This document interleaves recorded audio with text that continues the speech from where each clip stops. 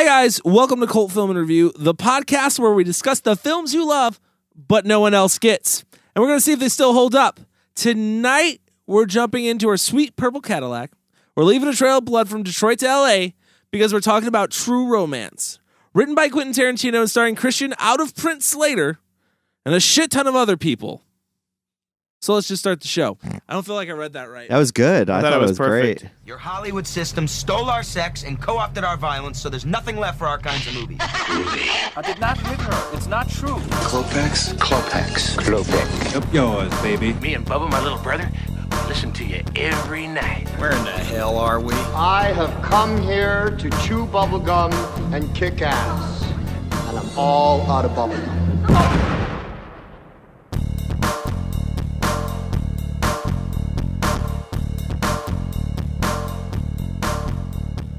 All right, guys, we're here to talk about the 1993 film True Romance, directed by Tony Scott and written by Quentin Tarantino.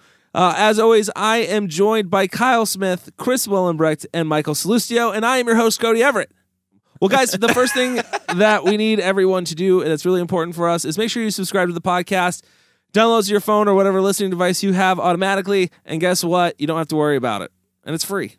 You get this every week for free. It's hassle-free. It's just hassle-free. It's all sorts of free.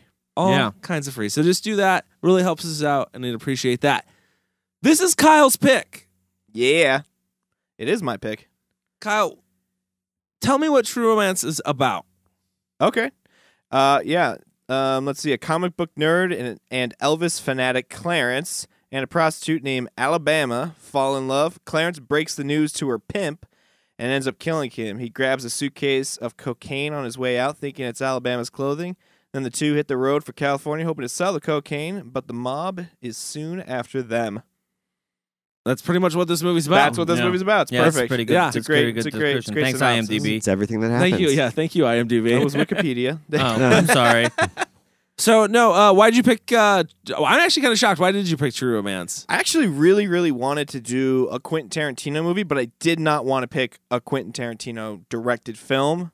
And I thought it was either going to be between this and Natural Born Killers, and I've always just leaned towards this film a little bit more. And I thought it'd be fun to watch. Like I feel like you don't hear enough people kind of talking about this movie There's a reason. because it's good. Can't find it anywhere. Yeah. It's People impossible to forgot find. that it existed. Yeah, so I thought it'd be fun. I thought it'd be fun to do and for us to kind of talk about. So let's talk about it. I want to talk about it. Okay, good. Has anyone not seen this movie before? That's impossible, right? I feel like I it. had seen it, yeah. Yeah. Okay. I've seen it too, but I haven't seen this movie in a really long time, so it was fun to go back and rewatch it again. Kind of with new eyes, because the last I saw it, I was a teenager. Mm-hmm. And then seeing it as an adult, I have a lot more respect for the level of certain actors in this movie. Yeah. So, I Like mean... performance-wise? Oh, yeah, definitely. definitely. Like, there's people hit home runs in this movie, man. Mm-hmm. Yep. A lot of people, because there's a lot of people in this movie. Bronson Pinchot for sure. What? Well, it's all about Bronson Pinchot for me. Is that all we're going to talk about tonight? Hey, if we could do a whole podcast about Bronson Pinchot, I could. I would. I feel ignorant. Who is that? What's that? That's Elliot. The guy who sets up the Yeah. drug deal? Oh, that fucking actor. Yeah, you know. If we could do an entire Perfect Whatever Strangers. happened to him? What happened to him? Nothing. Nothing. He got famous off of this movie and blew Yeah. up. Doesn't need to do anything else. Oh, yeah? No, dude, I think he was on... He had a good 80s, 90s career. Yeah, he rocked. He was in the Langoliers. That's right, he was. Oh, man. Thank you. Next pick. What other? Like, I don't know what Bronson Pinchot did after this. Oh, wow. He went Perfect Strangers and he did a few other things. He probably still does He stuff pops like he in the pops background. Up. Yeah, he pops up from time to time. It's like, yo, remember me? It's like, what up, Balky? Yep, Yeah. Balky, man. Or there's also the... well, you know, we can get some of the... Because there's a ton of people in this movie, so we can get some of the lower Yeah. people out of the way here in the first part of the show. I like Okay. this. Mm-hmm. I like where this is going. What's his name? The big-ass bodyguard dude. I was like, I've seen him in something Oh yeah, before. he was the guy from. He was also the Little John from Robin Hood Men in Tights. Robin Hood Men in Tights. Little John is the He was the guy with the machine gun. Yeah, Like, I yeah, hate yeah. cops. I Oh, hate yeah, fucking yeah. cops. Yeah. I hate cops. Yeah, exactly. I think that's one of the best parts about this movie is the cast. Yeah. Oh man, Absolutely. It's outstanding cast. I mean, you even have like Val Kilmer showing up as Elvis Presley. Like, Samuel Jackson's in it. well, he's in everything. He's that in everything, Quentin but Tarantino touches. So Yeah. But do you think that at this point, when this film came out, that was a thing, or that it developed because Samuel L. Jackson was in this movie. I don't know. I don't know their friendship. Yeah, their how history. their relationship has grown. But I did think it was like it was just odd seeing this, and then all of a sudden it's like, oh wow, he's in anything else that Tarantino. Well, except I don't think he's in Natural Born Killers though. Tom Sizemore. Mm-hmm. I miss that actor. Man, you know what? I miss him. He was a great fucking actor. He was and he good. got fucked up on drugs. Yeah, he went down a little He's bit. gone. Chris Penn, James Gandolfini. Yep. Like there is a ton of people. Gary Oldman. Who's that guy? Oh man, what's his name? Michael Brad Rappaport? Pitt. Brad Pitt's in this. Yeah. He has a small Dennis role. Hopper. Yeah. My it's God. dude, it's an all-star cast. Honestly, it's a Well, it's but great. even like the small characters Mm-hmm. are big people. Yeah, I mean definitely. now definitely. Yeah. Yeah. Do you think Brad Pitt was like? Do you think Quentin Tarantino called him up for Inglourious Basterds and was just like, "Hey, remember when you? Well, that's like- remember when I got you that job on a couch for True Romance when the hottest guy in town was Christian Slater? Well, like Remember when it wasn't you? remember when you were second to Christian Slater? You remember that? Yeah. You remember that? You little piece of shit. You listen to me. You show up. You owe your fucking career to me. I don't know. I wonder just how gets that much. mad. I wonder Yeah. how much actual influence Tarantino had on. I don't think he had much on of all any this. on this. Honestly, No, from what I understand is he was not even on. He never was on set. Yeah, he never even sold the script. He got the minimum amount needed, and he just bounced. But I gotta imagine though that because he was like pretty a much lot of the no-name when this actors was that sold. yeah, but a lot of the actors on here that he must have. Yeah, has, but like I- been in like the readings or something like that. I think, Where did he meet? I think a lot Tony of these people? Scott probably had more of a pull for a lot of these actors. Well, yeah. I mean, look at what because he was doing. Yeah, he had Top Gun, fucking Days of Thunder, Last Boy Scout, like. which apparently was a nightmare. Well, probably, but Top Gun and Days of Thunder, like that alone, those are in that time, Yeah. those are blockbuster fucking. Enemy of the films. State was a blockbuster too, my friend. Wait, wasn't which Arquette was in? Was They're all in Jackie Brown. Wasn't there an Arquette in there? I don't remember. Why are we talking about Jackie Brown? I'm just trying to figure out how many actors. David that Arquette are- was in Ready that to are- Rumble. that are in. No, I'm trying to figure out how many actors that were in this movie went on to go to continue to star in other Quentin Tarantino films. Not Well, that if- many. Not that many. If I had Okay. if I had just take a wild shot in the dark, it was these actors probably got the script and probably thought, hey, this is a pretty fucking good script. Like, who wrote this? Oh, that guy who wrote that script for that movie I did, he's now making movies. Like, Yeah, I'm that sure was a that's how great it went. fucking script. Like, I want to see if I can work with him. You That's know who probably I- what happened. You know who I wish would work with him? Who? That is actually in this movie, and they waste him. Huh. Who? Val Kilmer. I wish Val Kilmer would work with Quentin Tarantino. Even now, even fat. Hold Pat on. Kilmer? You think Even you could Fat give him the Kilmer. Hold on. right? Yeah, as far as I've heard, Val Kilmer's notoriously hard to work with. Yeah, That's okay. sounds like he's a So is straight up- Quentin Tarantino. I feel from like what I Tarantino understand. might be. Too, I feel like Tarantino's That's like probably the same true, way. but maybe that's the reason why they don't work together. Yeah, you're probably right. Well, Val Kilmer was supposed to be he was supposed to be Vincent Vega, wasn't he?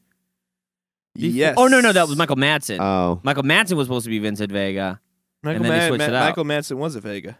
He was a Vega, Yeah, he's one of the Vega brothers. but I think didn't he want him to play Vincent in Pulp Fiction, and then they switched it off. They were just like, we're gonna go with. No, because Madsen already played a Vega brother in Reservoir Dogs. So the Vega brother you see in Pulp Fiction years later is the brother to Michael Madsen's character played by John Travolta. I read this movie has characters that tie in with other movies. Thinking Glorious Bastards and Yeah, another Tarantino movie. like one of the captains is mentioned as a name in Inglourious Bastards, and then somebody I can't remember. I think maybe it's Pulp Fiction or something like that. There's a character in one of his films that he mentions to say like, "Yeah, I used to work with a girl named Alabama." No, back it's in-" Reservoir Dogs. Mr. White says. Oh, is that okay? There we go. Yeah. Yeah, it's in Glorious Bastards and Reservoir Dogs that there's a Reservoir Dogs has a reference to a girl named Alabama. Mhm. nice. So I like that. That's the thing is like, it is weird to think because I do associate this film a lot with Quentin Tarantino because his films go on to sort of have a similar vibe, and I don't know if that's just because it comes out so well in his writing that any director can translate it, or if he maybe liked the way this film turned out and used it as a base for the rest of his career. I think that's the truth. And we're going to talk more about that when we come right back. When you said last night was one of the best times you ever had, did you mean physically? Oh, yeah, but I'm talking about the whole night. I mean, I never had as much fun with a girl as I had with you my whole life. It's true. You like Elvis, you like Janice, you like kung fu movies, you like the Partridge Family. Actually, I don't like the Partridge Family. That was part of the act. And I feel really goofy saying this after only knowing you one night. Me being a call girl and all. But I think I love you. All right, so we're talking about True Romance, 1993. Tony Scott. Tony Scott. Tony Scott. I love how you said his name. Yeah, well, that's what I do. Sounds like the outro that you do. Let's go to Tony Scott. Scat. Anyways, no, one of the things I wanted to talk about that you brought up before we took a break was if this is, I think it was like, is this similar to other Quentin Tarantino movies? Is that? Yeah, it was basically, did this shape his filmmaking structure in any way? Even though he didn't direct this movie, did this shape the way he told his directed films? No.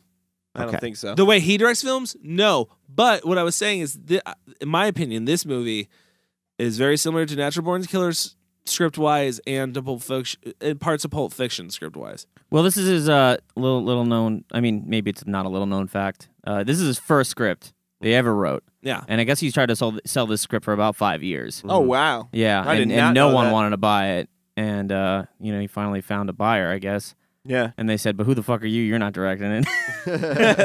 You'll never make a name in Hollywood. You this young is whippersnapper." This is after Reservoir Dogs. No, the script sale happened before, but he made a movie before the film was actually made. So I'm going to just take another stab in the dark. Somebody bought a script, and it just got thrown in with a pile of scripts that a studio owns. Then he made a movie, and they're like, Quentin Tarantino, how do I know that name? Oh, I've got a script by him. Let's shoot it. That's probably what happened. Why does everyone in Hollywood talk like that? They're just stuck in the 20s. Yeah, they're still sticking to that Pan Atlantic. Yeah. Who's this Quentin Tarantino fella, huh? Say? Gotta talk fast, say it's Hollywood. Sounds like an immigrant, I say. But no, it's no. I see a lot of movies in this. I definitely see parts of Pulp Fiction in this, but it's always that he has that like a couple story where it's like it's a couple who falls in love like instantly, or a couple who like you know what I mean? The made for each other couple. Yeah, whose love can't be broken, and who decide to do some kind of like Bonnie and Clyde-ish kind of thing together. Whether it be Natural Born Killers, which is like sheer evil, or like I was saying, like you said, Pulp Fiction, like the boxer story is a lot like that too. Yeah, where he Yeah, Cody brought that up to me. I mean, I could see that a little bit, but it's not quite the same because I mean we're already joining those characters well into their relationship, and that story's more about Bruce Willis making sure he holds on to the one piece of his father that he has left. Like, it's not really a couple trying to get out of town. It's Bruce Willis just trying to get a goddamn watch and then dealing with right. And but here, I'll give you another similarity with that too. It's like who has one of the best, who steals the scene, and just one scene. What's that in this movie? And both. Oh, in both? Yeah. Oh. Yeah. Like Walken. Yeah, Walken does it in both of those movies. Is it has like the same setup of that scene where it's like, here's a scene just for Christopher Walken to come in and be fucking Christopher Walken. Yeah. Although I will say I think this movie was like one of his best performances. Like, I love it. I like the pocket watch scene and it's funny, but this one, like he's an actor that has become a character in himself in that he doesn't really, I don't feel like he has a lot of like dramatic roles anymore. And like this movie, I thought was like the peak of his dramatic acting because he's like fucking menacing in this movie. Oh, the whole that whole scene speech about being like the devil. This is good. It's good stuff. That's good stuff. You see the thing that I liked about watching this, and I was happy I picked it was like when you sit down and you look at this movie and you look at Natural Born Killers and you look at Reservoir Dogs and even Dusk Till Dawn, you look at these 4 films that are penned by Tarantino but directed by 4 separate directors. Like it's cool to find the similarities in there, but then you like Dusk Till Dawn, like obviously it's a Rodriguez film and his visuals are just all over it. It's just shot like him. Mm-hmm. And then like with Reservoir Dogs, it's a completely different story, and it looks completely fucking different from the rest of them. But for them to be in True Romance and Natural Born Killers, even though Natural Born Killers has Oliver Stone's kind of feel and vibe all over it, it still feels like True Romance and Natural Born Killers are almost like the same film visually, which I thought was really interesting because you have two separate directors. What do you think makes this a cult film? Do you think it's Quentin Tarantino's name and the script? I don't know that. I don't know say about that. I think maybe it's the amazing cast of characters in it. Like I think they drive the film. Just the small cameos, like all the cameos steal the film because like Christopher Walken's scene totally steals the movie. Like Val Kilmer as Elvis, like it's a fucking great gem. Like, and you focus on that. Like in those scenes, I can't honestly tell you what Christian Slater is thinking about or going through in his head because I'm just so focused on that's Val Kilmer. That's fucking great. And then even Brad Pitt, like high on the couch, like that's I think what makes it a cult film is just this amazing cast of characters that they brought together for this movie. Yeah, I definitely think the cast, the violence, and I would actually throw the love story in there too because it's a little strange.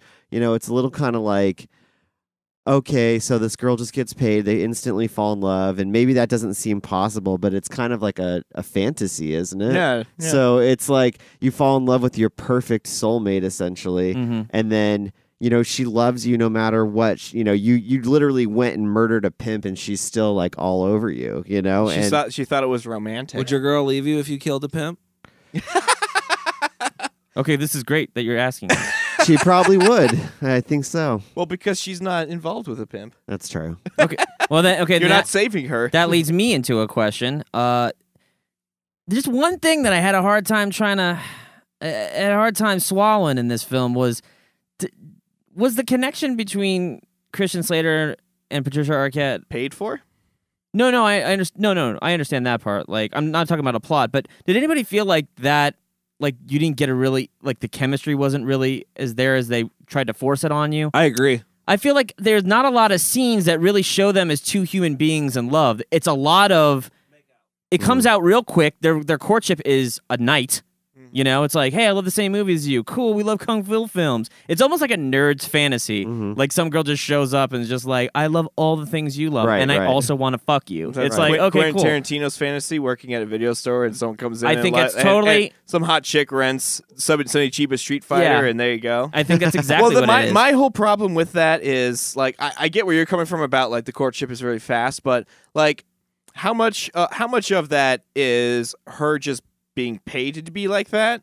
Like I never felt like I was satisfied in believing that she fully was into all the same things. Right, but like even the scene when they're sitting in his apartment and they're watching Kung Fu, like I feel like she's just kind of almost making a mockery of it, trying to find something to get into it with. You know what though? The scene that sealed the deal for me on their relationship was when she was up on the roof. And she was basically confessing her whole life to him. And, you know, she basically says, you know, I love you and I won't lie to you and I am a good person and I've only been a call girl for 3 days and I'm completely monogamous. Like she has this whole spiel that she goes through. That's when I'm like, holy shit, like at least her performance felt like real to me. Yeah. Oh, I believe that scene is real.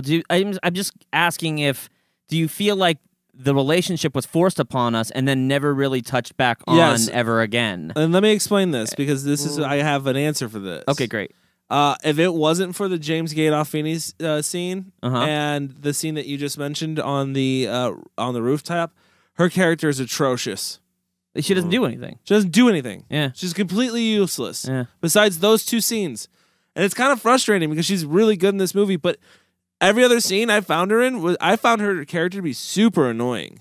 But I think she's a ride or die, man. Like, that's what it's all about, right? Well, like, they all are in his movies that are exactly like this. So? You know what I mean? No, I mean, it's just she's ride or die, but you don't really know why. I wonder why. Like, most of Tarantino films have really, really strong female leads for the most agree. part. This like is the one Bride and everybody. I mean, pretty much the entire film is her, obviously. But this film, yeah, she just seems like a throwaway character. I don't think I'd say throwaway. Not throwaway. You can't say throwaway. I would say I see your point on maybe her not being given a strong enough role throughout the film. She was just kind of like a bubbly. She kind of reminded me of Buffalo 66 of Christina Ricci in that film. Yeah, I see. The problems I kind of had with her too was. Yeah, but I wanted know. more from her. Maybe just for me, it's Patricia Arquette, and I just like her as an actress. but I did feel like she had a strong presence on the screen. No, I think so, don't too. get me wrong. Yeah. That scene she has with James Gandolfini is That's great. fantastic. She's amazing in Yeah. that scene. I'm saying the stuff in between her really good scenes that were obviously written to be good. Those scenes were written to be good. Her character's on the back burner pretty much the whole time. It's all about Slater. Well, I mean that was going to be my next question. I mean, let's be honest. When Christian Slater isn't directly like dealing with a pimp or dealing with a movie producer, his scenes are kind of weak too. Honestly, Who? I'm sorry? Christian Slater. Well, the thing with the script though is it jumps around to different characters quite a bit, so you don't ever have to focus too much on one. Right. Like his bar scene, the opening scene of him in the bar. Like I'm sorry, but that was a waste of a scene. Like That was a very Tarantino. That's very Tarantino. That was a a waste of a fucking Royale scene. with cheese. Do you guys recognize the girl sitting at the bar?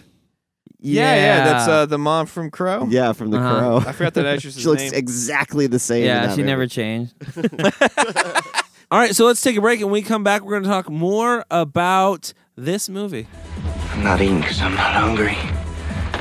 I'm not sitting because I'm not staying. I ain't looking at the movie because I already seen it 7 years ago. It's the Mac. Max Julian, Carol Speed, and Richard Pryor. I ain't scared of you, I just don't like you. And that envelope right there, that's some payoff money. Alabama's moving on to some greener pastures. We're not negotiating. I don't like to barter. What's in that envelope right there is for my peace of mind. My peace of mind is worth that much, not 1 penny more. Man, dude, do they know how to shoot a movie or what? These Scots.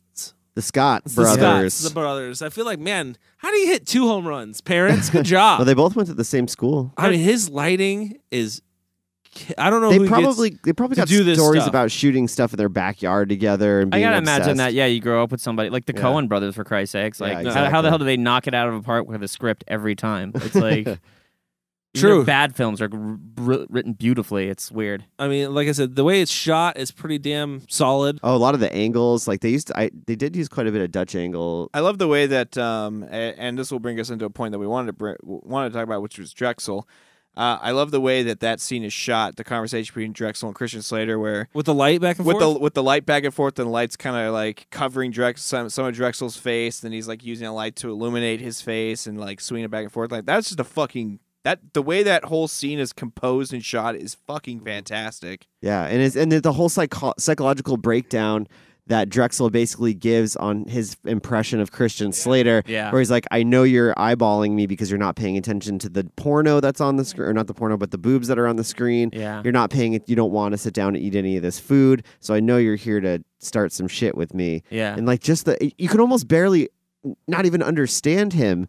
I had to watch it with captions, so I knew exactly what he was saying. But I mean, even Christian Slater's response is like, "I'm not eating because I'm not hungry. I saw that movie last year." Yep. But he like lays it all out. That whole scene. That whole scene. Yeah, is great. but Yeah, I like you, this scene too. you think he's lying though? I think Christian Slater's lying there. He's just trying to front as a badass right there. Oh, with the envelope with nothing in it. Oh, so good. Oh, so good. That's great. I mean, that's a bold move. That's a bold move. For him to pull a bold fucking move like that, I gotta believe that he's serious when he gives his response. He's not just fronting. Yeah. because he backs up, hit that shit with a fucking empty envelope. Like, Yeah. Yeah, then he gets It the was shit believable. kicked out of him. yeah, Yeah, he gets the shit kicked out of him, but he, for some reason they don't think, hey, maybe he has a gun. Then he get a dick shot. Seems a little strange. I'm just shocked that Drexel didn't just blow Christian Slater away like after the fight was over, because they show him being a badass with the Samuel L. Jackson scene where he just whips it out the shotgun and just smokes him, and steals all the shit. yeah. But he leaves Christian Slater alive enough to, I guess, fuck with him is kind of what his Probably. intentions Yeah, are. I'm quite amazed that he wasn't packing a gun. He seems like the type of guy that would always have a gun on him. Yeah, but the You whole know, scene but- was also amazing because he got thrown into like a whole bunch of fish tanks. Yeah, that was great. Like, there's a lot of cool visual violence with that. Stack of VHSs. Yeah, like a huge stack. Well, dude, when you're a drug dealer, you gotta watch some porno. Yeah, he had him One's all not right. enough, bro. You're addicted to life. That shit all looked like it was all recorded too. Like those were Maxwell fucking blank VHSs. He was His recording ma- shit. His makeup job and his eye, yeah. I Gary mean, Oldman just overall in this position Oh. is fucking fantastic because like if you don't know, it's Gary Oldman. It's another one of those roles where it's like, oh wait, that's fucking Gary Oldman. Like, I have no fucking idea. It's crazy because him and Walken pretty much steal the show in this movie, and they have like a total of 10 minutes screen time together. Yeah, like it's crazy. Mm-hmm. And it's also one of the only roles that I can remember where he doesn't just scream out of nowhere. Who? Gary Oldman. I feel like that's his MO. Oh, you mean like in the Everyone, professional? Everyone. Like he likes to do that a lot. That and he doesn't scream in Fifth Element, does he? I think he does. I think there is a moment where. But they're that's just another like, movie where, yeah. like, for some odd reason, like watching it, like it didn't click. That's Gary Gary Oldman Oldman. watching Fifth Element. But he just always plays these fucking unique characters. He's a great character. I don't even know what he looks like. I don't. I have no idea what that man looks like. I think if you watch the Dark Knight trilogy, you'll get a good That's idea. the closest. Just subtract the mustache. Well, there were those irritating cell phone commercials he was in. I don't That's what remember him those. playing himself. Okay. I want to give it up. My phone. I do want to give it up to the effects and stunt team on this movie too, because whoever was the stunt double for Alabama getting thrown through the glass. Oh yeah, man, that was brutal. That Mm-hmm. whole fight scene's brutal, and the makeup's really good in it. Yeah, it's yeah. really believable, and like even it all the just adds to it. gunshots. The gunshots are very believable. At the end, the poor feather guy. Oh, the poor feather guy. That shootout. I mean, that shootout was intense. Hey, if there's any way to go, I'd want to be a raining of feathers over me. You know who I would not want to be is the PA. That's how Chris wants to die, with feathers floating on. I can make that happen. Yeah. I can make that happen. All right, I'm gonna make a note of that. No, I I'm feel- gonna have feathers at your wake. I feel Some bad feathers. for the PA, like who had to be like clean that up. Like, okay, we need I to probably got a reset. leaf blower. We need to reset. Blow that into a corner. You're good. I mean, either they did that. I thought it was like maybe they were sucking it up and then blowing it back out again. Yeah. Oh, that could work too. Yeah, a See? little shop See, vac or Chris? something. Yeah, but even vacuuming in that many feathers would take hours. I'm sure it sucked.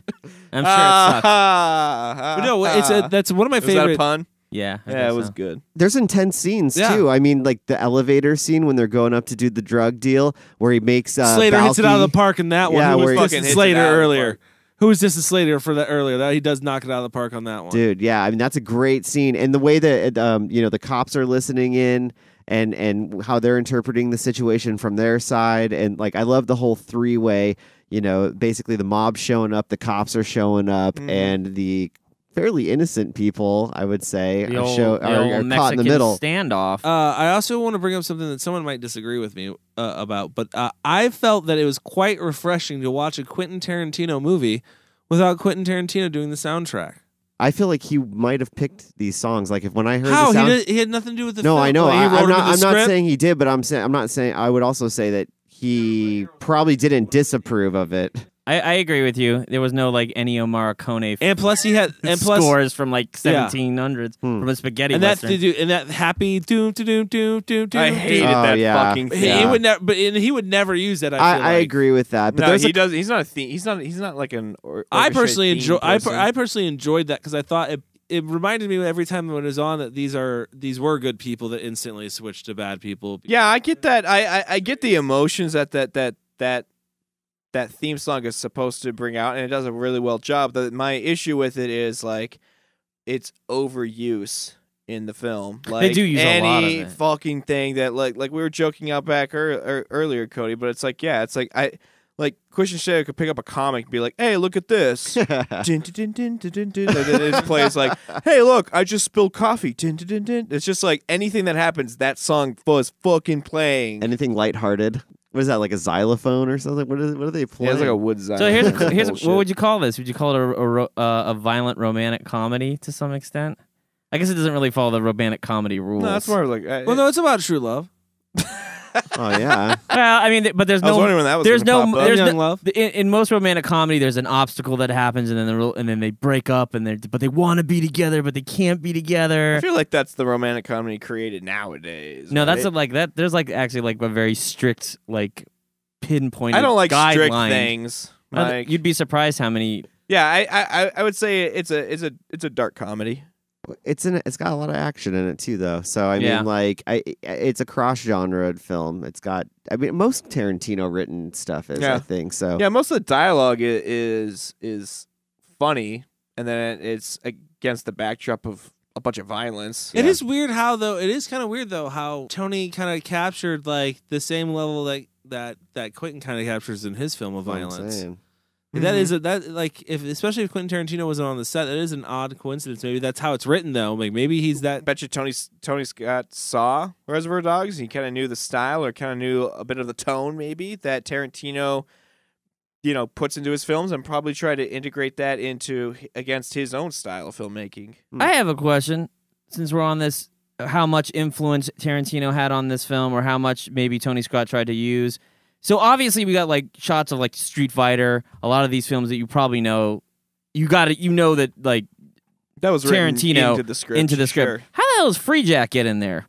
Huh? There's a moment where they're like at a hotel and there's a shot from the movie Free Jack, and that comes out like a year before this film. It's Rene Russo watching Emilio Estevez's initial, like, what she thinks is his death. That's the gem Tony Scott threw in. Yeah. There you go. I wonder why, though. Yeah, he loves Free Jack. He's a huge Free Jack fan. His gift to everybody. All right, so we're going to rate this Mammer Jammer. Kyle, what are we rating it since it was your pick? We're going to rate it Honey Bear Bongs in honor of Brad Pitt's Honey Bear Bong. It's cameo. No? Yeah, it's a character in and of itself. It is. Let's steals the show. Start with me. I'll start. You know what? This is a pretty solid film. I really like this movie. It's fun to watch. It's probably not my favorite Tarantino movie, and probably not my favorite Tony Scott movie. It's really fun to watch, though. It's good to own. It's out of print, so that kind of sucks, and it's not streaming on anything, really. So that sucks too. But I mean, if you can get your hands on it, watch it, because it's a good movie. It's solid. Cast is great. Performances are great. The thing that kind of drags for me is the pacing. I feel it's a long movie, which is Tarantino's style of writing. But otherwise, from that, I'll give it 3.5. I'll give it 3.5. I think it's a solid film. It's a solid film. 3.5. 3.5. Who's next? That's a good question. Chris. I absolutely love this movie. I just watched it probably a month ago, and just by chance I threw it on just to check it out again. And I had no problem going back and watching it one more time. I love that this is Quentin Tarantino's first script ever sold, because I think it is an amazing start to an awesome career. Tony Scott did a pretty good job, I think, directing his work. For me, the pacing I had no problem with. I love the characters. I love Christian Slater and Patricia Arquette as actors. All the cameos are just so rewarding, and like you forget how many people are in this movie. So it's exciting to see what every scene's going to have. I love the violence. I love the action, even the comedy interjected into there. It just makes for a very well-rounded story and movie. So I'm going to give this 4.5 Honey Bear Bongs. All right, next up is Mike. I'm going to say this actually is one of my more favored Tony Scott films, actually. And in terms of it being like a Quentin Tarantino film, yeah, the dialogue is his. There's no way to deny that. Like you could tell he kept a lot of that dialogue still in there. That the Tarantino-isms. I'm gonna give this a 4 for Honey Bear Bongs. It's just a solid movie. It's just like there's nothing to dislike about it. The characters are lovable, and there are a ton of show stealers or scene stealers. I mean, yeah. Last but not least, Kyle. Yeah, I'm actually going to give it 4.5 Honey Bear Bongs as well. I've always loved this movie. It's probably one of my favorite Christian Slater movies, and I probably agree with Mike. It's probably my favorite Tony Scott movie. It's great to watch because you see Quentin Tarantino's writing and where it came from and how it developed. And like everybody else has said, the supporting roles in this movie are some of the best supporting roles in any movie I've seen. Like, it's just fucking fantastic. That I did have one issue with, like I already said, with the theme song being used too much. It's overuse.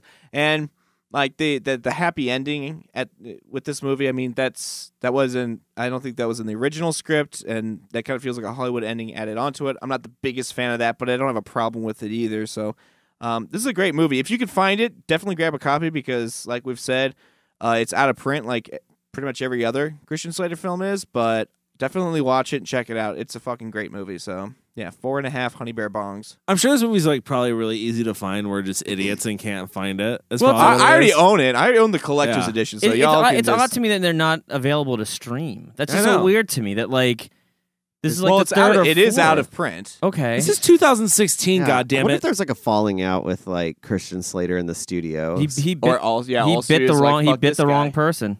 That's what it was. He fucked Lee Donowitz over, man. All right, guys, we're gonna take a break, and when we come back, we're gonna play a game. Do you know who I am, Mr. Woolley? I give up.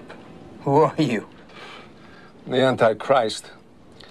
You got me in a vendetta kind of mood. You tell the angels in heaven you never seen evil so singularly personified as you did in the face of the man who killed you. My name is Vincent Kirkcaldy. I work as consul for Mr. Blue Boyle, the man your son stole from. I hear you were once a cop, so I can assume you've heard of us before. Am I correct? I've heard of Blue Boyle.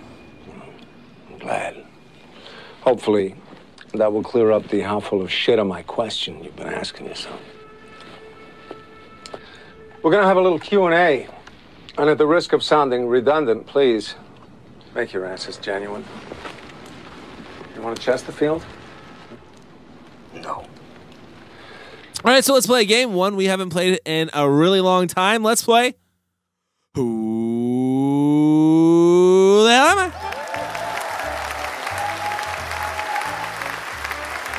So this one we're gonna give 3 clues. The first person to guess Gets a point. gets a point. If nobody guesses, The person who gave the clues gets a point. Yeah. And we're either going to be describing a character or an actor. We'll say who it is before we start giving it. We'll say this is an actor or this is a character. Okay. Yep. And that's about it. All right. All right. So let's start with me. I'll go first. We'll just start with me and get the game off and rolling. Okay. I'm gonna watch you. Here's the first one. I'm looking for visual cues. Here's the first clue. I am 5,000 years old. Here's my second clue. I used to live in a lamp. I don't anymore. I'm gonna go. It's the genie from Aladdin. You are wrong. Huh. Here's my third clue. In the end, I was set free. I know who it is, but I don't think you're right on the 5,000 years. Oh, giving bullshit clues now, Cody? No. Oh, He's got wait a a name. minute. Is it the son of Satan from Prince of Darkness? That is wrong. Oh, shit. Shit. That was kind of a lamp. Used to be a lamp. Not there anymore. Moved. I don't have a guess.